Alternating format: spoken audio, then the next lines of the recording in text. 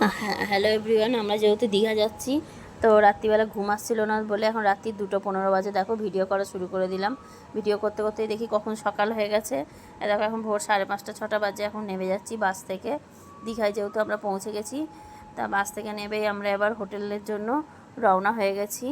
তা আমরা একটা লজ, যেহেতু ট্রাভেলার করে এসেছি, তারাই লজ ঠিক করে দিয়েছে। দেখো শুভশ্রী লজে আমরা রয়েছি। এসেই সাথে সাথে গরম গরম লুচি আলুর তরকারি খেয়ে নিলাম।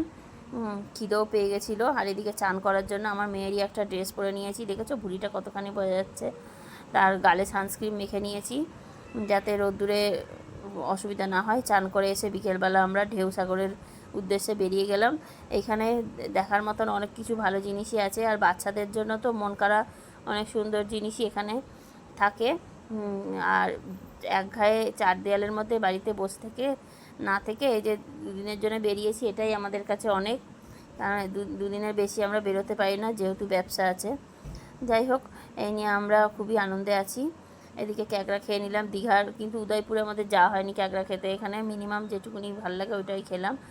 আর চিকেন তন্দুরিও খেয়ে নিলাম। দিয়ে রাত্রির আর কিছু খাবার খাইনি। এদিকে আমরা দীঘার হোটেল ছেড়ে দিচ্ছি। রাত্রির এখন 11টা বাজে।